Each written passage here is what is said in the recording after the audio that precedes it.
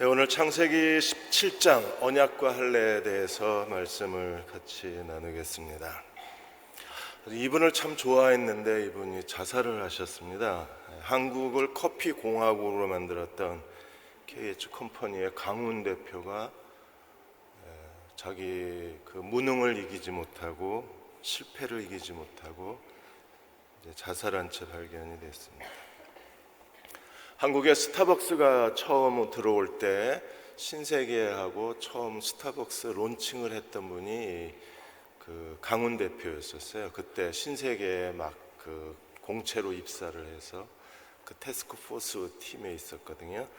그러다가 이제 외환위기 때문에 스타벅스가 못 들어오니까 사표를 내고 지금 그 탐앤탐스 대표이신 김도균 씨하고 시작한 게 할리스 커피입니다. 그래서 할리스 커피가 빠르게 성장을 하고 난 뒤에 할리스를 2003년에 매각하고 5년 동안 쉬었다가 시작한 게 그게 카페베네예요. 그래서 카페베네는 전국적으로 열풍을 불러일으켰었습니다. 그리고 나서 2011년도에 디저트 카페 시대가 올 거라고 예상을 하고 이제 망고6 이게 굉장히 대박을 쳤죠, 초창기에. 그래서 저희들이 야, 저 사람은 천재다 그랬어요. 커피 다음에 디저트 카페 시대가 올 걸 예상을 하고, 그래서 그때 열광적으로 박수를 쳤었는데 이게 이제 매출이 부진해지면서 2015년도에 적자로 돌아서고 벗어나지를 못한, 사람이 자기가 무능하다고 느끼면 빠져나갈 길이 없는, 자기가 무능하다고 느꼈을 때 우리는 어떻게 해야 되나. 오늘 아브라함이 17장 1절에 보시면 아브라함의 나이가 99세입니다. 자기 절망, 자기 무능입니다. 이제는요, 남자로서 아무것도 할 수 없는 나이가 됐어요. 아브라함의 나이가 99세. 이스마엘이 태어날 때 86세, 그리고 13년 동안 성경은 아무 기록도 기록하고 있지 않습니다. 그러니까 아브라함의 생애 13년의 기록이 그대로 빠져버린 거예요. 그리고 나서 아브라함이 99세, 이제 더 이상 아무것도 할 수 없는 무능한 때에 하나님이 아브라함에게 나타나셔서 언약과 할례를 맺으십니다. 여러분, 우리가 무능할 때에 하나님은 오늘 우리에게 오셔서 오늘 17장에서 하나님이 아브라함에게 5차례 말씀을 하세요. 1절과 2절, 3절에서 8절, 9절에서 14절, 15, 16절, 19절에서 21절, 이 짧은 한 장에 하나님의 아브라함과 5번을 말씀하십니다. 그리고 하나님의 언약에 대해서 말씀하시고 언약의 핵심인 할례에 대해서 말씀을 하세요. 하나님은 우리가 무능해지기를 기다리고 계신지도 몰라요. 왜냐하면 인간이 무능해야 하나님의 언약과 하나님의 할례가 작동될 수 있기 때문에 그렇습니다. 오늘 17장 1절에 하나님이 아브라함에게 나타나셔서 99세 때에 이스마엘은 13살. 이스마엘은요, 아브라함이 뭔가 할 수 있었던 대표적 상징의 사람이 이스마엘입니다. 이스마엘이 13살이 됐어요. 아브라함이 뭔가를 할 수 있어서 아브라함이 만들어 놓은, 아브라함의 의지와 노력으로 만들어 놓은 아브라함의 상징이 이스마엘이 13살이. 그리고 아브라함은 이제는 아무것도 할 수 없는 99세의 나이가 된 거예요. 그때 하나님이 아브라함에게 나타나셔서 나는 전능한 하나님이라 너는 내 앞에 행하여 완전하라. 엘 샤다이. 하나님은 전능하신 하나님이십니다. 무엇이든지 하실 수 있는 강하고 무한한 능력과 그리고 방법과 지혜를 가지고 계신 하나님이십니다. 그러므로 너는 내 앞에 행하여 완전하라. 세 번역에는 나에게 순종하여 흠없이 살라 이렇게 되어 있습니다. 여러분, 하나님 앞에서 행하여 완전하라는 뜻이 무슨 뜻일까요? 히브리어 원어에 보시면 나로 하여금 전능한 하나님이 되게 하라 이렇게 되어 있어요. 하나님이 전능하신 하나님이 되게 만들어다오. 하나님이 일하시게 해다오. 이게 하나님이 일하신다는 게 언약이잖아요. 하나님이 일하시는 자가 하나님이 일하시도록 하는 사람이 되려면 우리는요 반드시 할례의 영성을 갖는 사람이 돼야 돼요. 완전하라는 것은요 하나님이 노아는 당시의 의인이요 완전한 자라, 노아에게 처음 하나님이 완전한 사람이라고 말씀하셨는데 이번에는 아브라함에게 하나님께서 완전하라, 너는 내 앞에 행하여 완전하라. 어떻게 해야 우리가 하나님 앞에 완전한 사람이 될까요? 하나님이 전능하신 하나님이 되도록 자기의 무능을 인정하고 자기를 포기할 수 있어야, 그리고 하나님을 믿는 믿음을 가져야 우리가 하나님을 전능하신 하나님으로 모실 수 있는 거예요. 여기에 교만과 겸손이 있습니다. 사람은 뭔가 자기가 끊임없이 뭔가를 성취하려고 온 힘을 다 기울입니다. 사람은 본성적으로 죄의 본성을 가졌고 죄의 본성은 교만입니다.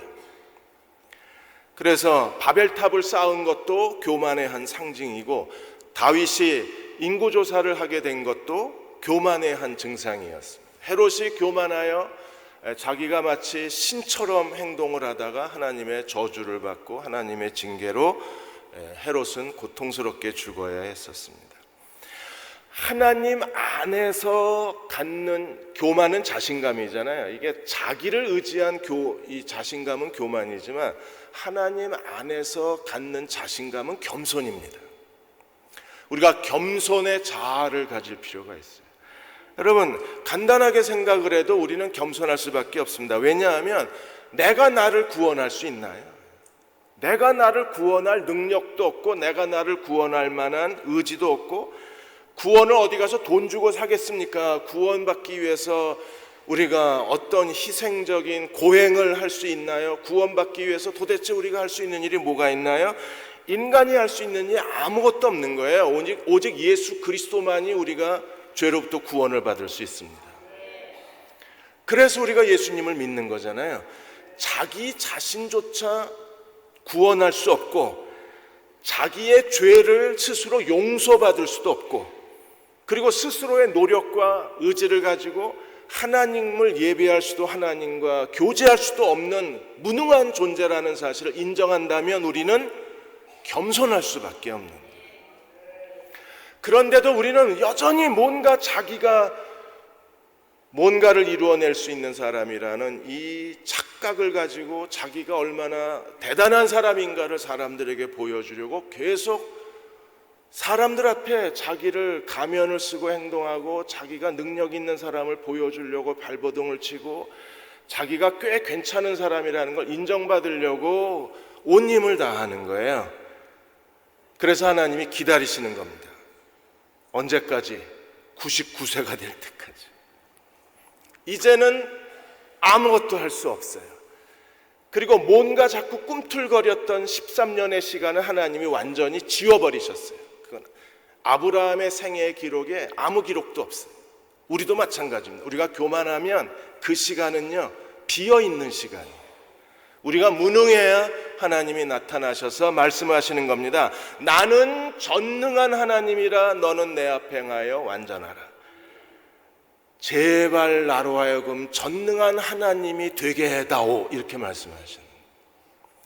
하나님의 전능하신 하나님이시라는 사실을 우리가 아브라함의 언약에서 나오고, 아브라함이 오늘 이름이 아브라함에서 아브라함으로 이름이 바뀌어져요. 17장 1절에서 8절까지 하나님의 아브라함과 언약을 맺으십니다. 2절에 보시면 내가 내 언약을 나와 너 사이에 두어 너로 크게 번성하게 하리라. 하나님이 어떻게 아브라함에게 하신 약속을 이루어내실 수 있나요? 내가 내 언약과 너 사이에, 아브라함과 하나님의 관계 속에 언약이 있어야 하나님이 아브라함을 위해서 일하실 수 있어서 하나님이 약속하신 걸 이루신다는 거예요. 뭘 약속하셨어요? 내 자손을 하늘의 별처럼 바다의 모래처럼 많게 하리라. 심히 번성하게 해주겠다. 그러려면 하나님 사이에 뭐가 있어야 돼요? 언약이 있어야 돼요.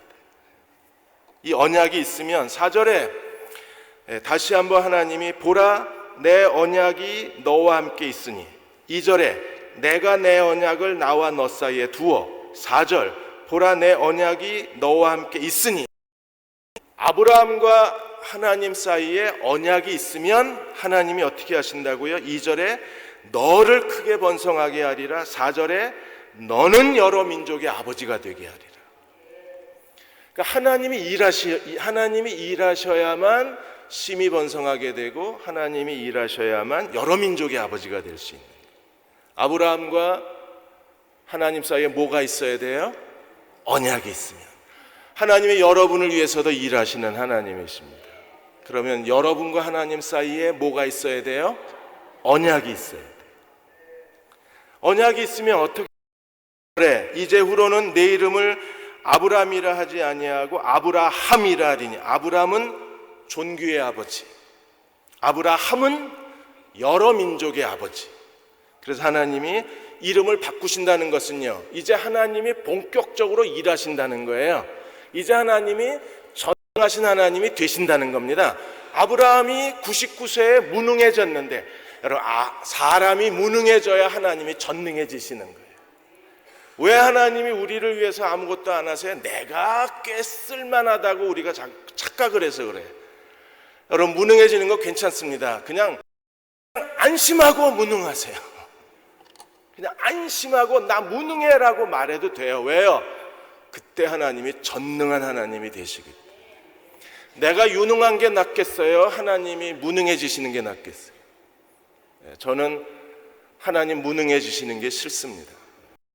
차라리 내가 무능해지고 하나님이 전능해지시는 게 더 나아요. 이게 언약이라는 거예요. 그래서 하나님이 이름을 바꿔주시는 거예요. 아브라함에서 아브라함으로 이름을 바꿔주시는 거예요. 그래서 5절에 이제후로는 내 이름을 아브라함이라 하지 아니하고 아브라함이라 하리니. 이는 내가 너를 여러 민족의 아버지가 되게 함이라. 내가 너를 되게 함이라. 하나님이 일하시는. 그러면 하나님이 일하시면 어떻게 돼요? 하나님이 일하시자 사울이 바울이 되는 거예요. 하나님이 일하시자 빌레몬의 집에서 도망친 오네시모가 바울의 심장 같은 사람으로 바뀌어지는 거예요.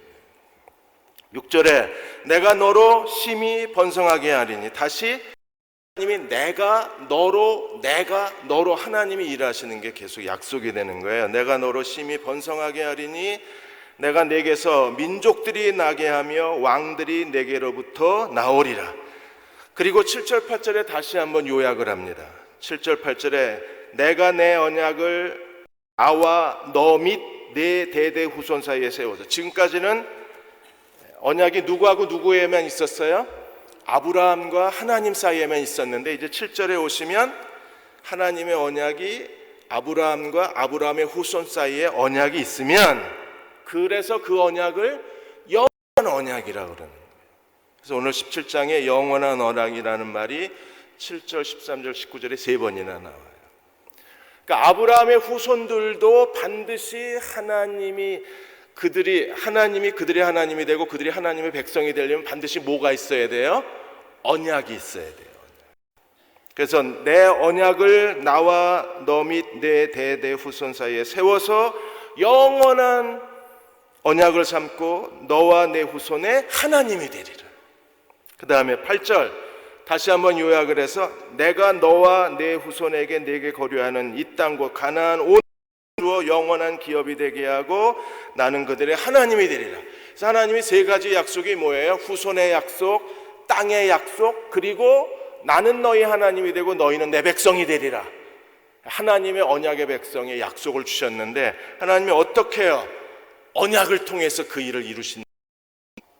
그러므로 사랑하는 여러분, 우리가 하나님을 끝까지 기다릴 수 있어야 돼요. 시편 40편 1절 2절에 보시면 내가 여호와를 기다리고 기다렸더니 귀를 기울이사 나의 부르짖음을 들으셨도다. 어떻게 했다고요? 내가 기다리고 기다렸다. 지금 몇 년 기다렸어요? 75세의 부름을 받아서 99세가 되었으니까 24년을 기다린 거예요. 2절에 나를 기가 막힐 웅덩이와 수렁에서 끌어올리시고 내 발을 반석 위에 두사 내 걸음을 견고하게 하셨다. 우리가 기다리면 하나님이 어떻게 하시나요? 우리를 기가 막힐 웅덩이와 수렁에서, 이건 자신의 힘으로 벗어날 수 없잖아요. 누군가가 꺼내주지 않으면 스스로 여기서 벗어날 수 없는 거예요. 근데 누가 우리를 건져내어 주십니까? 하나님이 우리를 끌어올리시고 우리의 발을 반석 위에 두사 우리의 걸음을 견고하게 하시는 분은 하나님이십니다. 여러분이 길 가다가 한 5m 구덩이에 빠졌습니다. 혼자 기어 나올 수 없는 상황입니다. 누군가가 돕지 않으면 그 기가 막힐 구덩이에서 벗어날 수가 없는 거예요. 그때 우리는 어떻게 해야 되나요? 자신의 무능을 인정하고 우리가 아브라함처럼 하나님 앞에 나아가서 나와 하나님 사이에 언약이 있으면 하나님이 우리를 건져내시고 우리의 우리를 반석 위에 두시고 우리의 발걸음을 견고히 하신다. 그러므로 우리가 하나님을 기다리고 있어야 돼요. 여러분, 기다리는 건 희망인 거예요. 하나님께 대한 어떤 절망에서도 하나님께 대한 소망을 잃어버릴 수는 없어요. 남아프리카 공화국에 갔다 온 한 목사님이 최남단 희망봉에 가서 희망봉 남쪽 외딴 작은 섬이 그게 교도소예요. 그 희망봉의 남쪽 작은 섬에 있는 거기 그 정치범 수용소였는데 거기에 만델라 대통령이 27년 동안 정치범 그 감옥에 수감이 되어 있었습니다. 거기서 그분이 D급, A, B, C, D의 D급 정치범 죄수였어요. D급은 1년에 면회 한 번만 허락이 되고 1년에 편지 한 번만 허락이 돼요. 그러니까 완전히 세상과 차단을 시키는 겁니다. 그 독방에 수용된 4년 만에 어머니가 돌아가세요. 근데 어머니가 돌아가셨는데도 면회가 허락이 안 됩니다. 그리고 큰 아들이 그 다음에 교통사고로 죽었는데도 면회가 허락이 안 돼. 그리고 둘째 딸이 우울증에 걸려서 그 삶의 고통 속에 있는데 아버지가 아무 도움이 되어주지를 못합니다. 그에게 모든 게 다 절망뿐이었어요. 그런데도 27년을 견뎌낼 수 있었습니다. 14년 만에 큰딸이 딸을 낳고 아버지를 찾아와서 아버지에게 딸의 이름을 지어달라고 보내고, 그리고 딸의 이름을 알기 위해서 아버지를 직접 찾아와서 면회를 했어요. 그리고 아버지한테 물었습니다. 아빠, 내가 부탁한 이 딸아이 이름을 지었냐고 그랬더니 아빠가 작은 쪽지를 하나 내밀었는데 거기에 아즈위라는, 희망이라는 이름. 그러니까 만델라가 살아있는 이유는 희망 때문이에요. 그래서 14년 만에 찾아온 큰딸에 낳은 그 손주 딸의 이름을 희망이라고 지습니다. 우리가 하나님을 기다릴 수 있어야 돼요. 그때 하나님께서 우리를 버려두시는 것이 아니라 우리가 완전히 자기 무능을 인정하면 그때 하나님과 나 사이에 언약이 생겨요. 언약이 생겨야 하나님이 일하시는 거예요. 그러면 그 언약은 무엇입니까? 그 언약의 핵심은 어디에 있어요? 9절에서 14절까지가, 그러면 하나님이 원하시는 언약이 무엇인가? 그 언약이 바로 할례예요. 그래서 9절에 보시면 하나님이 또 아브라함에게 이르시되 그런즉 너는 내 언약을 지키고 내 후손도 대대로 지켜라. 언약만 지키면 그건 영원히 우리 하나님이 되시는 거예요. 근데 그 언약이 무엇입니까? 10절에 너희 중 남자는 다 할례를 받으라. 이것이 나와 너희와 너희 후손 사이에 지킬 내 언약이라. 그래서 언약의 표징이 할례고 할례가 언약이에요. 11절 너희는 포피를 베어라. 그냥 언약 할례를 쉽게 생각하시면 남자들 포경 수술하는 거랑 똑같습니다. 포피를 베어라. 이것이 나와 너희 사이에 언약의 무어가 되어 언약의 표징이 되리라. 만일에 언약을 받지 않으면 어떻게 되고, 하나님이 우리에게 포피를 베는 그런 언약의 표징을 두신 이유가 어디 있을까요? 먼저 12절에 보시면 이 언약은 언제 행해야 돼요? 할례의 언약은 모든 남자는 태어난 지 8일 만에 것이라. 그래서 남자아이는 태어나면 8일 만에 포경 수술을 했어요. 할례를 행했습니다. 왜 8일 만인가? 여러 가지 이론이 많이 있습니다. 그 중에 사마라는 구약 신학자는 말하기를 하나님이 7일 동안 천지를 창조하시고 7일 뒤에 8일이 두 번째 사이클이 돌아가니까 하나님의 천지 창조 이후에 첫째 날에 하나님께서 할례를 행하라고 하셨다는 거예요. 그런데 이게 최근에 한 10여 년 전에 의학적으로 이게 확인이 됐어요. 남자아이가 태어나서 8일째 되는 날 아이의 신경이 일시 멈춰요. 그래서 표피를 떼어내도 애가 그렇게 큰 고통을 못 느낍니다. 고통을 느끼긴 하지만 평상시처럼 고통이 막 10배, 20배로 올라가는 게 아니라 난 지 8일째 되는 날에는 고통이 절반, 이게 의학적으로 발견이 됐습니다. 그래서 하나님이 8일 만에 할례를 행하라고 하는 건 신학적 이유도 있지만 난지 8일 만에 할례를 행하라고 한 것은 아이에 대한 하나님의 긍휼이라는 거예요. 8일 만에 모든 남자아이는 할례를 받아야 합니다. 왜 할례를 행해야 되나요? 13절, 너희 집에서 난 자든지 너희 돈으로 산 자든지 할례를 받아야 하리니 이는 내 언약이 어디 있어요? 너희 살에 있어서, 너희 몸에 있어서 영원한 언약이 되리라. 그래서 모든 남자들은요, 자기 몸의 할례에 표징이 있는 거예요. 그래서 이 할례 할 때마다 자기가 하나님께 속한 사람이라는 걸 기억하라는 거예요. 나는 누구인가를 기억하고 하나님은 내게 어떤 분이신가를 기억하고 하나님과 나 사이에 무엇이 있는가를 기억하라는 거예요. 그래서 하나님으로 하여금 전능한 하나님이 되게 하는 것, 이게 할례의 가장 중요한 영성이 되는 거예요. 우리도 우리 몸에 할례의 흔적을 가져야 돼요. 근데 손으로 행한 할례당이 아니라 우리는요, 성령으로 행한 할례의 흔적을 가져야 합니다. 이 할례에 대해서도 육체의 할례가 있고 마음의 할례가 있는데 하나님은 이미 마음의 할례에 대해서 계속 강조를 하셨어요. 신명기 10장 6절에 그러므로 너희는 마음의 할례를 행하고 다시는 목을 곧게 하지 말라. 마음의 할례를 행하라. 신명기 36절에 내 하나님 여호와께서 내 마음과 내 자손의 마음에 할례를 베푸신 하나님은 어떤 분이세요? 우리는 남자아이가 태어나면 8일 만에 아이의 몸에 할례를 행하지만 그러나 하나님은 우리에게 어떻게 행하시는 분이십니까? 내 마음과 내 자손의 마음에 할례를 베푸사 너로 마음을 다하며 뜻을 다하며 내 하나님 여호와를 사랑하게 하사 너로 생명케 하려 하심이라.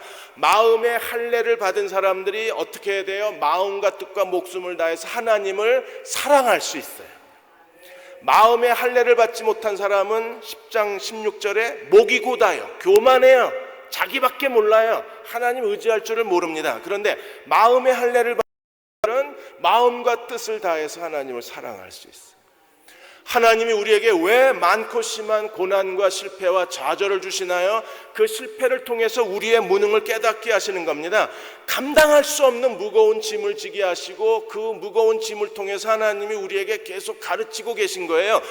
할례를 행하고 계신 겁니다. 내가 할 수 있는 일이 아니라는 걸 자꾸 일깨우시는 거예요. 내가 하는 게 아니라 나만이 할 수 있다는 걸 깨닫게 하시는 거예요. 그렇게 마음의 할례가 된 사람들만이 진정으로 주님을 사랑할 수 있고 주님께 헌신할 수 있고 하나님의 뜻에 순종하는 사람들은 마음의 할례가 행한 사람들. 마음의 할례를 통해서 교만의 자아에서 겸손한 자아, 할례자의 영성을 가진 사람들만이 기꺼이 주님이 기뻐하시는 일이 무엇인가를 알고 삶의 우선순위가 분명하고 하나님께 어떻게 하나님을 사랑해야 될까를 아는 사람이에요.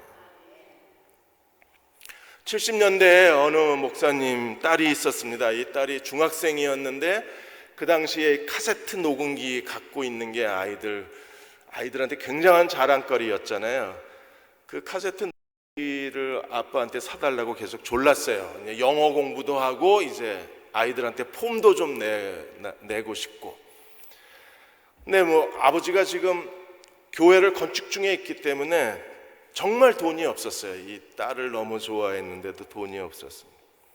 그런데 어느 날 아버지 친구를 만나서 대화하다가 요즘 그 딸이 녹음기 사달라고 그러는데 내가 지금 교회 건축 중이라 못 사줘서 그게 참 마음이 아프다 그랬더니 친구가 선뜻 녹음기 값을 주고 딸에게 줘라. 애 마음 서운하게 하면 안 된다고. 그래서 딸을 만나서 하나님이 네 기도 들으셨다. 아빠 친구 누가 너 녹음기 사주라고 돈 주더라. 가서 녹음기 사. 이러고 애들 돈 준 거예요. 근데 그 다음 주일날 헌금 짓게 하는 집사님이 목사님을 부르더니 목사님 따님이 헌금을 했다는 거예요. 건축 헌금을. 그래서 보니까 녹음을 그대로 건축 헌금으로 드린 거예요. 그래서 딸을 불러다가 그건 녹음기 사례니까 그 왜 건축 헌금을 하냐. 예배드리다 생각하니까 이게 건축이 더 급한 것 같아. 나는 그거 사실 없어도 되는데 그냥 애들한테 자랑하고 싶어서 그런 거였는데 하나님 기뻐하시는 일을 하자. 그리고 자기가 건축 헌금을 했다는 거예요. 그 다음부터는요, 이 막내딸이 아빠 뭐 해야 되는데 말이 끝나기도 전에 아버지가 자기가 돈이 없으면 빌려서라도 그걸 이제 교인들한테 간증을 한 거예요. 내 딸이 그렇게 하는 걸 보니까 아버지가 아깝지가 않더라. 딸한테 주는 게. 여러분, 그렇게 하는 거예요. 우리가 누가 하나님 앞에 그렇게 할 수 있어요? 마음에 할례 받은 사람들이 기꺼이 하나님 사랑하는 법을 아는 거예요. 우리 우선순위를 알고 하나님께 먼저 드릴 줄 알면 그 다음에 하나님의 지갑이 언제나 열려 있는 거예요. 근데 마음에 할례 받기가 쉽지가 않은 겁니다. 계속 실패가 반복이 되고 또 고난이 반복이 되고 시련이 반복이 되어서 정말 부끄러워서 얼굴을 감추고 싶을 정도의 그런 어두운 시간이 지나가야 우리가 비로소 할례자가 될 수 있는 거예요. 저도 대흥 침례교회에 와서 예배를 회복하는 일에 전념하면서 일단 교회의 기본적 뼈대 구조를 만들기 위해서 교회 속의 교회 속의 섬긴 구조를 만들고 이제 대흥교회가 해야 될 하나님의 목회의 핵심 사역에 대해서 계속 기도를 했습니다. 그리고 책을 관련된 책자를 한 10권에서 15권씩 구입을 해서 그 책을 전부 분석을 하고 정리해서 대흥교회에 맞는 사역의 핵심 사역의 방향을 정하고 이걸 이제 프로그램을 만든 거예요. 처음에 만들어서 막 시작하려고 할 무렵에 교회에 좀 좋지 않은 일이 생겨 덮어야 됐었어요. 그 다음에 다시 두 번째 또 다른 방향에서 그때도 책을 수십 권 사서 읽고 정리하고 이거면 대흥교회에 가장 알맞은 하나님의 핵심적 사역이 되겠다. 그렇게 생각을 해서 2차 프로그램 준비를 다 하고 저랑 같이 목회 동역하는 그 목사 그룹이 있습니다. 거기 가서 제가 발표하고 박수를 받았어요. 그 목사들한테. 이거 진짜 최고라고. 그래서 그걸 가지고 이제 대흥교회에 다시 적용을 하려고 준비를 했는데 그때도 교회에 소란스러운 일이 일어나서 2차 그리고 1년 동안 또 준비해서 지난 6월에 여러분 아마 주보에 광고 나간 거 기억하실 거예요. 7월부터 우리가 새로운 일을 시작합니다. 그리고 정말 새로운 이제 포맷을 준비하고 이걸 핵심 사역으로 하면 대흥교회가 아마 침례교단이나 이 시대의 교회에 한 앞선 교회가 될 수 있고 굉장히 복음적인 교회가 될 수 있다는 생각이 들고 6월에 준비를 했는데 그때도 갑자기 어수선한 일이 생겨서 또 덮었어요. 근데 3번을 덮었습니다. 제가 제 마음에 얼마나 무능감이 찾아오는지 모릅니다. 하나님이 이걸 하지 말라 그러시나 보다. 그냥 예배만 회복하는 게 내가 해야 될 일인가 보다. 그렇게 완전히 마음에 체념하고 포기를 했습니다. 그냥 예배만 살려놓고 하나님이 어떻게 하실까를 지켜보자고 했는데 기도 하나님께서 너 안 하냐? 이러고 말씀을 하시는 거예요. 너무 지쳤어요 제가. 그래서 가만히 기도만 하고 있다가 벌써 한 달이 지났어요. 한 달이 지나서 그러면 하나님 번만 더 하겠습니다. 그리고 책을 월요일 날 주문을 해서 오늘 책이 와요. 그것도 나머지 책을 다 골랐는데 그게 한 10권 됩니다. 그것 이제부터 또 다 정리하고 분석해서 뽑아서 우리 교회에 대입을 해서 대응 사역 스타일을 프로젝트를 만들어야 되는 거예요. 이게 몇 개월씩 걸려요. 근데 이번에는 제가 완전히 하나님 앞에 엎드려졌어요. 내가 할 수 있는 일이 아니라는 생각이 들었어요. 그저 자신감이 있었어요. 솔직하게 그냥 제가 여러분이 저를 인정하지 않아서 그렇지 목사들 사이에서는 제가 꽤 인정을 받습니다. 왜냐하면 컨설팅을 잘 해주거든요. 너는 이렇게 생겼으니까 이렇게 목회하면 좋고 너는 이런 지역에서 이런 경험이 있으니까 이렇겠다. 그 목사님 한 사람 한 사람에 맞는 목회 그림을 잘 그려줘요. 잘 그려주는 건 아니고 그냥 그려줘요. 근데 목사님들이 그걸 되게 좋아해요. 그래서 목회 대응교회에서 대응교회가 얼마나 어려운지 모르고 왔습니다. 제가 정말 아무것도 모르고 워낙 한국에 한 7년 동안 떠나 있었던 터고 그리고 돌아와서는 이제 미셔널 천치 새로운 그 교회를 개척한다고 준비를 거기에 다 온통 관심이 거기 있었기 때문에 무슨 일이 있었는지를 전혀 잘 모르는 상황에서 대응교회를 온 거예요.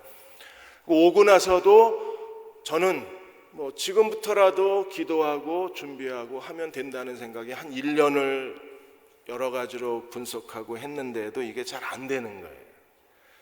그래서 3번이나 그걸 막 발표할 무렵에 교회가 소란스러운 일이 생겨서 그걸 접은 거예요. 이번이 마지막입니다. 왜? 더 이상 책도 없고 제 머리 아이디어도 없고 이제는 뭔가 새롭게 할 만한 거리가 다 떨어져 버린 거예요. 아마 하나님이 이걸 기다리고 계신지도 모르겠어요. 이제 안 되지야. 그래서 제가 그랬어요. 안 되는데요. 거봐 안 되지. 글쎄요 안 된다니까요. 거봐 내가 안 된다 그랬잖아. 하나님 꼭 그러시는 것 같아요. 저한테. 여러분도 여러분의 방황하는 아들 딸 앞에서 야 안 되지. 안 되는데요. 거봐 내가 안 된다 그랬잖아. 하나님 꼭 그러시는 기분이 들 때가 있을 거예요. 그때가 99세 때예요.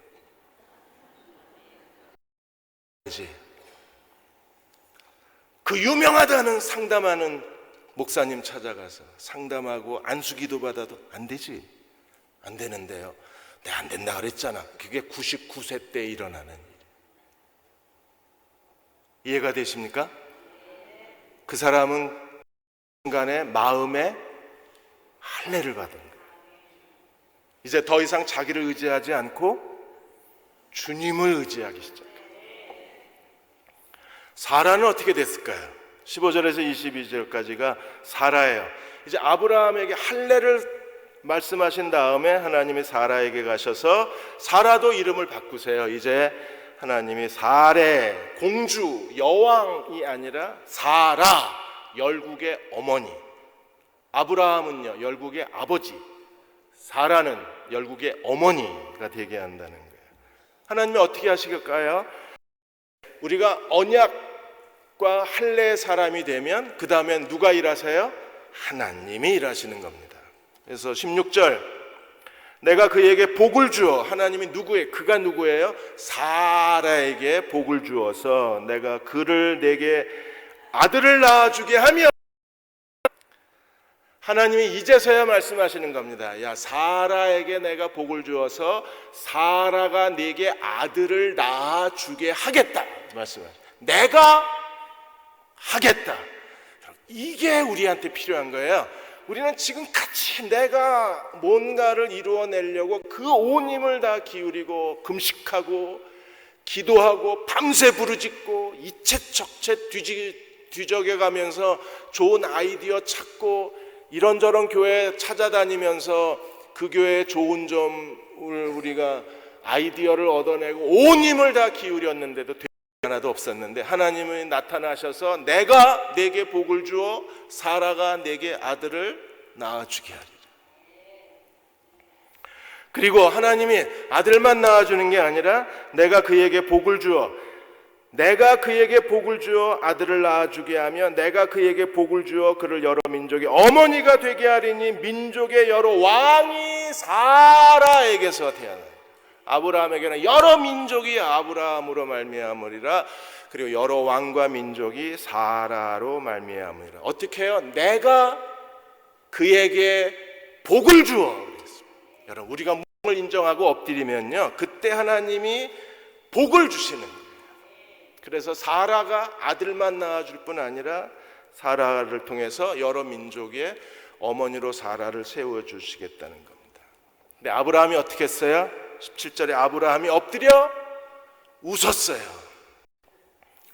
뭐라 그랬습니까? 속으로 나는 나이가 100세고 사라는 90세인데 어찌 출산하리요? 이거예요. 이게 중요한 겁니다. 사람은 이제 아무것도 할 수 없는 거예요. 나이 100세가 되고 그리고 사라는 90세가 됐으니까 하나님이 거기까지를 기다리신 겁니다. 하나님이 여러분도 지금까지 기다리시는 거예요. 왜?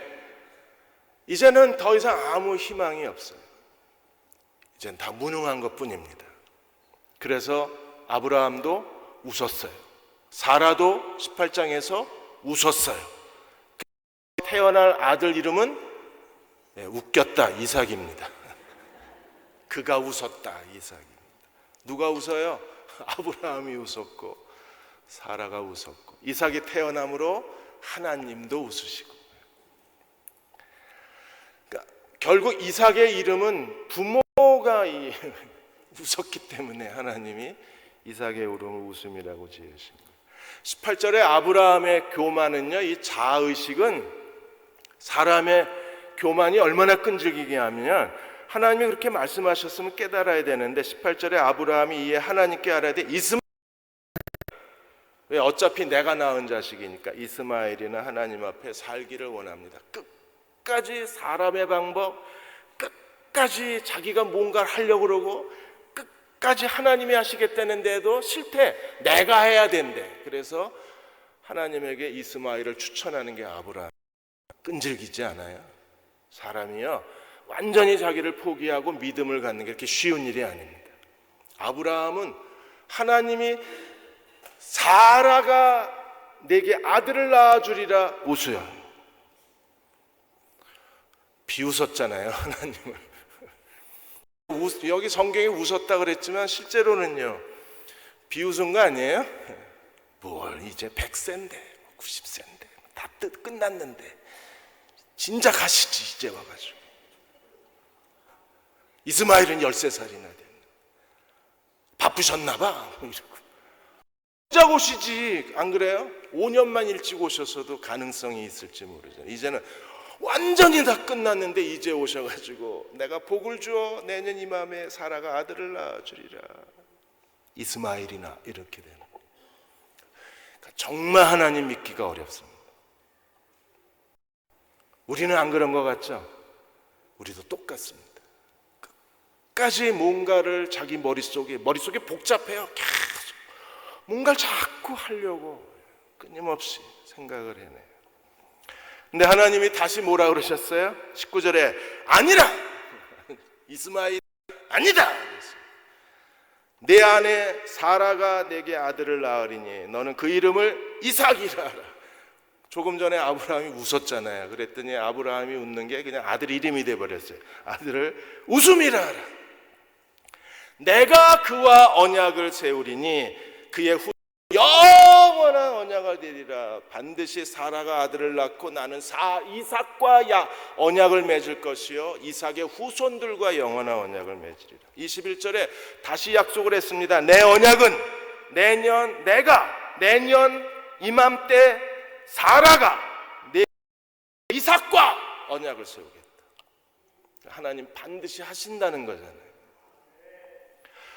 아브라함이 이스마엘이나 그러니까 하나님이 이스마엘에 대해서도 말씀을 하셔서 20절에 이스마엘에 대해서는 내가 내 말을 들었나니 아브라함의 말을 하나님이 들으셨. 이스마엘 이름의 뜻이 뭐예요? 하나님이 들으셨다는 거잖아요. 그러니까 아브라함의 말을 하나님이 들으시고 내가 그에게 복을 주어 그를 매우 크게 생육하고 번성하게 할지라 그가 12두령을 낳으리니 내가 그로 큰 나라가 되게 하리라. 하나님이 복을 주신다. 매우 크게 생육하고 번성하게 하실 것이다. 12두령을 낳게 하리라. 큰 나라가 되게 하리라. 그래서 이스마엘에다 하나님이 계속 큰 나라의 약속을 주신 거예요. 지난 금요일 날 이스마엘 후손과 지금 무슬림과의 관계에 대해서 말씀을 드렸습니다. 제가 이게 아직 이 모니터가 익숙하지가 않아서 막 지금 공중에 떠 있는 것 같은, 이 나이에 이걸 신세계를 체험하고 있어요. 그래서 설교 들으실 때 좀 불편하실 수도 있습니다. 제가 이렇게 안정감 없이 해서 곧 오늘도 많이 익숙해졌습니다. 그렇죠? 네, 대답 안 하실 줄 알았어요.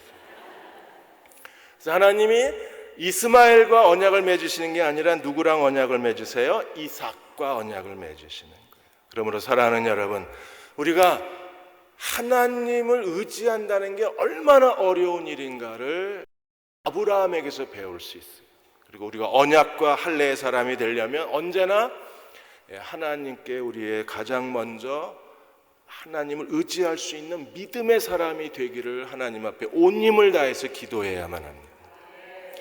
미국의 미식 축구 역사 가운데 가장 많이 미국에게 여러 이야기가 전해지는 사람 미식 축구 감독과 코치가 있는데 그 중에 달라스 카우보이의 팀 랜드리 이 감독과 코치 이야기가 크리스찬들에게는 많이 알려져 있어요. 이분은 항상 행복한 얼굴입니다. 어느 날 기자가 물어요. 행복한 얼굴을 행복한 기쁜 표정을 짓고 사느냐를 질문했더니 탐 램드리가 대답을 했습니다. 내가 예수님을 개인의 구세주로 영접하고 하나님의 은혜를 깨달은 날부터 내 삶의 우선순위를 분명히 했다. 첫째가 하나님, 둘째가 가족. 나는 어떤 상황에서도 이 우선순위가 흔들린 적이 없다. 그래서 나는 언제나 행복하다. 어떤 청년이 말합니다. 저는 언제나 하나님이 3등입니다. 왜? 1등은 내가 하고 싶은 일, 해야 될 일, 3등은 하나님 만나는 일. 그래서 하나님은 내 인생에 언제나 3등이라고 고백을 했습니다. 어려운 일이 생겨도 하나님은 언제나 3등입니다. 1등은 내가 해결해보고, 안 되면 2등은 가까운 사람들의 도움을 구해보고, 그래도 안 되면 두 번째 3등, 그제서야 하나님 앞에 기도하기 시작합니다. 여러분의 하나님은 1등이십니까? 3등이십니까? 언약과 할례의 사람들은요, 언제나 하나님이 삶의 최우선순위가 돼요. 아브라함이 23절에 27절까지는 모든 남자를 다 모아놓고 할례를 받았습니다. 그래서 아브라함이 99세에 할례를 받고 이스마엘은 13살 때 할례를 받고 아브라함의 모든 남자들은 다 할례를 받았습니다. 할례는 무엇입니까? 빌립보 3장 3절에 하나님의 영으로 예배하고 그리스도 예수 안에서 자랑하며 하지 않는 우리가 참으로 할례 받은 사람입니다. 참 할례당은 어떤 사람들이에요? 성령으로 예배하고. 지금 우리는 성령으로 예배드리고 있나요? 아니시군요. 성령으로 예배하고 예수 그리스도를 의지하고 자기를 의지하지 않는 사람이 할례당입니다. 우리가 예수님을 의지하고 자기를 의지하지 않고 성령으로 예배한다는 건 어떻게 사는 걸까요? 시편 50편 5절에 하나님께서 나의 성도들을 내 앞에 모으라. 그들이 제사로 나와 언약한 사람이라. 우리는 하나님 앞에 제사로 언약한 사람들입니다. 그러면 어떤 제사요? 14절 15절에 감사로 하나님께 제사를 드리며 지존하신 이야기에 내 서원을 갚으며 환난 날에 나를 부르라. 내가 너를 건지리니 내가 나를 영화롭게 하리라. 우리는 하나님 앞에 감사로 제사를 드리고 하나님 앞에 제사로 언약한 사람들입니다. 23절 반복합니다. 감사로 제사를 드리는 자가 나를 영화롭게 하나니 그의 행위를 옳게 하는 자에게 내가 하나님의 구원을 보여주리라. 우리는 감사로 하나님을 영화롭게 할 수 있고 감사가 하나님께 드리는 제사가 되고 이 제사에 언약된 사람이 우리들입니다. 여러분, 하나님 앞에 모든 것에다 감사할 수 있는 사람은 어떤 사람들이에요? 진정으로 하나님께 모든 걸 맡긴 사람들입니다. 하나님께 모든 걸 맡겼기 때문에 하나님이 하나님의 때에 하나님의 일을 하실 거라는 믿는 믿음이 있기 때문에 그 믿음으로 우리는 하는 거예요. 감사하면 탐 랜드리처럼 언제나 얼굴에 기쁨이 넘칠 수밖에 없어요. 제가 왜 이렇게 얼굴이 어두워졌어요? 감사를 잃어버렸어요. 왜 감사를 잃어버렸습니까? 믿음을 잃어버린 겁니다. 초조해진 거예요. 하나님이 하나님의 때에 일하실 걸 믿고 그냥 기다렸어야 되는데 계속 마음이 내가 내 자신에게 쫓기는 거예요. 감사가 없어져요. 감사가 없어지면 제사가 없어진 거예요. 제사가 없어지면 하나님의 언약이 깨지는 겁니다. 그럼 하나님이 일하실 수가 없잖아요. 사랑하는 여러분, 하나님이 우리와 언약을 맺으셨어요. 우리는요, 예수 그리스도의 피의 언약, 예수 그리스도의 죽음으로 하나님과 언약을 맺은 사람들입니다. 언약은 영원히 깨지지 않습니다. 그리스도의 죽음이 우리를 위한 그분의 사랑의 언약 속에 우리가 하나님께서 우리를 사랑하고 계시기 때문에 이 사랑의 언약은 깨지지도 않고 무효가 될 수도 없고 없어지지도 않고 외면한다고 외면할 수 있는 게 아니에요. 하나님은 여전히 우리를 사랑하고 계십니다. 그리고 오늘 우리 가운데 하나님의 뜻대로 우리의 인생을 만드시고 하나님의 영광의 자리로 데려가시고 하나님께서 우리를 건져주심으로 하나님이 영화롭게 되실 것입니다. 그러나 우리가 하나님 앞에 믿음을 가져야 하고 하나님을 의지할 수 있어야 합니다. 그 하나님께 믿음을 가진 사람의 삶의 특성이 바로 감사가 넘치는 거예요. 오늘도 감사로 사십시오. 그럼 하나님이 일하시기 시작하십니다. 오늘도 감사로 사십시오. 그 사람들이 할례자의 영성을 가진 거예요. 우리가 할례자의 영성을 갖고 살면 하나님, 저는 정말 아무것도 할 수 없지만 그러나 하나님의 약속을 믿습니다. 하나님이 일하실 걸 믿습니다. 나를 위해서 하나님의 뜻이 이루어지게 하여 주옵소서. 내년에 사라가 아들을 낳아주리라. 아브라함의 몇 세 때 이 이야기를 들었어요? 99세 때. 이제 그만 포기합시다. 포기하면 하나님이 오늘 우리에게 말씀하실 거예요. 내년에 사라가 내게 아들을 낳아줄 것이다. 약속을 받는 저와 여러분 되시기를 주의 이름으로 축원합니다. 370장입니다. 주 안에 있는 나에게 딴 근심이 있으랴 십자가 밑에 나아가 내 짐을 풀었네. 오늘 다 내려놓으시는 오늘 예배가 되시기를 바랍니다. 여러분이 더 이상 붙잡고 있지 말고 누구에게 맡겨요? 하나님께 맡기시기 바랍니다. 우리 1절만 부르고 기도하고 축도하겠습니다.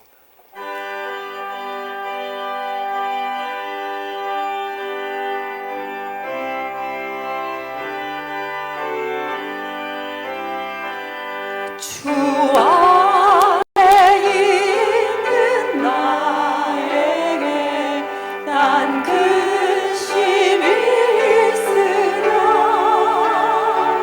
십자가 밑에 나아가 내 짐을 풀었네. 주님을 찬송하면서 할렐루야 할렐루야 내 앞길 험해도 나 주님만 따라가. 주 안에 있는 나에게 주 안에 있는 나의 딴 근심이 있으랴 십자가 밑에 나아가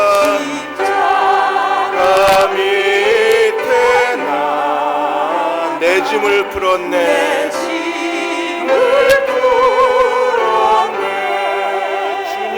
찬송하면서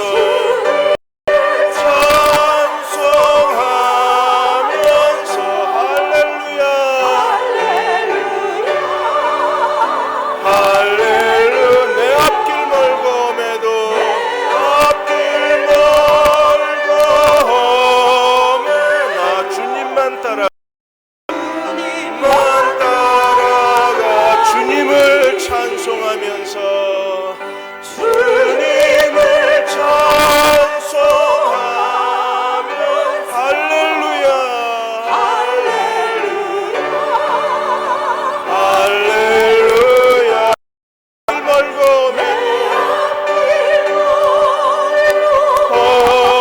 매도 나 주님만 따라가리.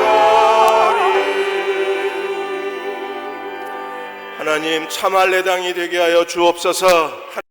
하나님으로 예배하게 하시고 예수 그리스도만을 자랑하게 하여 주시고 나를 의지하지 않는 믿음의 사람 되게 해 주옵소서. 할례자로 살겠습니다. 할례의 백성이 되게 하여 주옵소서. 참 할례당으로 주를 섬기게 하여 주셔서 나를 향한 이루어지게 하여 주옵소서.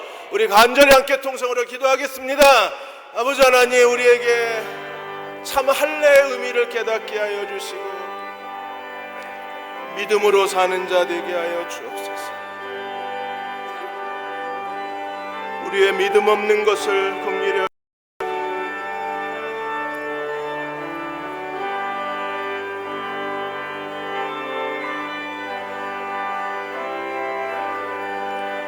할례의 백성으로 세워주시기 원합니다. 하나님이 일하여 주옵소서.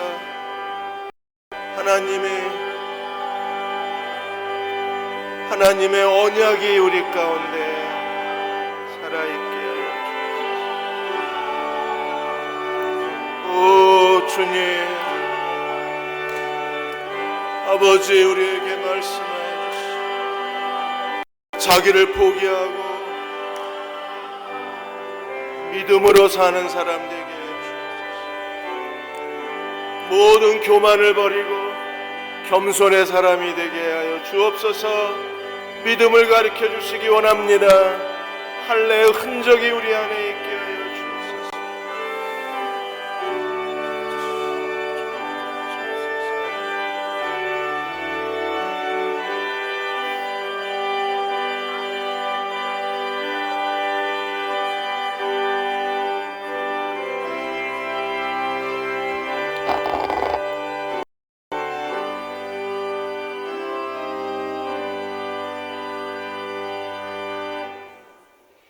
아버지 하나님, 어리석고 둔하고 무능한 이 인간이 지금까지 하나님 앞에 전능자의 행실을 하면서 살아온 거 아버지 하나님 용서해 주시옵소서. 전능하신 이는 하나님 한 분뿐이시고 우리가 전능자의 힘을 의지하고 살아가고 있으면서 하나님을 의지하지 못하고 하나님을 존경하지도 못하고 하나님을 따르지도 못하고 말씀을 따르지도 못하고 하나님을 뒷전으로 밀어놓고 살아왔던 이 어리석은 인간들 아버지 하나님이 용서해 주시옵시고 하나님께서 우리 마음에 할례를 허락해 주셨사오니 이 일을 하나님 앞에 감사하면서 늘 하나님의 전능자의 위치를 존경하고 받들고 순종하는 삶이 되도록 인도해 주시옵소서. 지금은 우리 주 예수 그리스도의 무한하신 은혜와 아버지 하나님의 크신 사랑하심과 성령님의 하시고 역사하심이 모든 것을 전능자에게 맡기고 순종하며 살기를 원하는 이 무리들 위해 지금으로부터 영원토록 함께 하시기를 예수님의 이름으로 간절히 축원하옵나이다. 아멘.